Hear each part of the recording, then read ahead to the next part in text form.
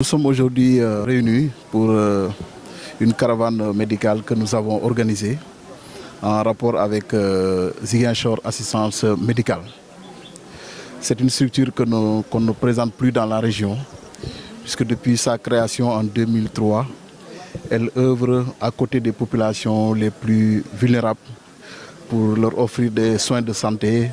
et des médicaments de façon gratuite. Ce travail de la ZAM qui a commencé en 2003 a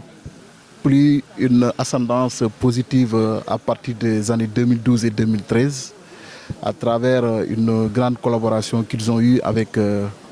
ministre d'État présent de la Commission nationale du dialogue des territoires. Et c'est dans ce cadre que l'ANRAC a initié des discussions avec l'AZAM et ensemble nous avons décidé à travers un partenariat qui a été matérialisé aujourd'hui matin ici même à Niassia, que nous avons matérialisé donc par la signature d'une convention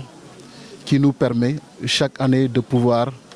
faire bénéficier aux populations déplacées les activités de la ZAM. Comme vous le savez, ce sont des populations qui ont entamé une dynamique de retour depuis 2012 à la suite de l'accalmie qu'on a notée en Casamance,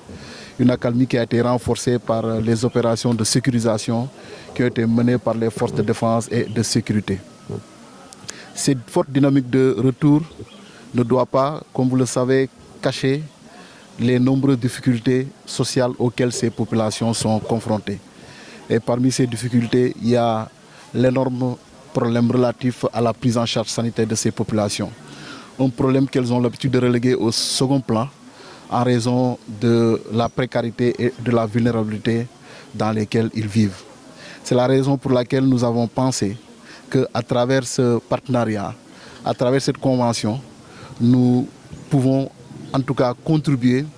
à prendre en charge cette préoccupation sociale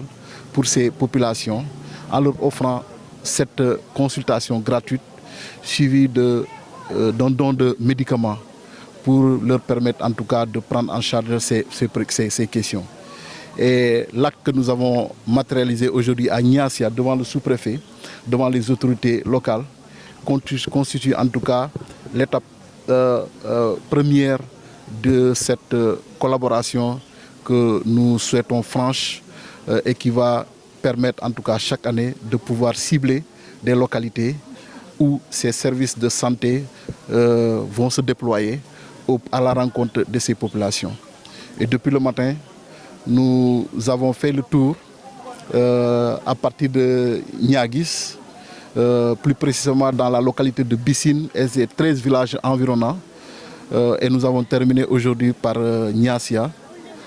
Et nous ne pouvons que nous réjouir de cette première expérience qui déjà à mi-étape a permis de noter en tout cas un succès franc de cette opération, puisque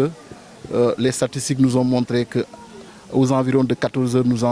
en étions à presque 1000 consultations. Donc Niagis, Niassia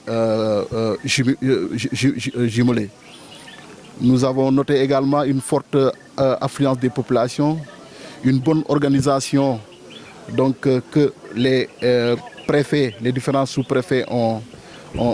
mis en place avec des dispositifs qui ont travaillé depuis maintenant presque une semaine pour pouvoir faire de cette journée en tout cas une journée réussie.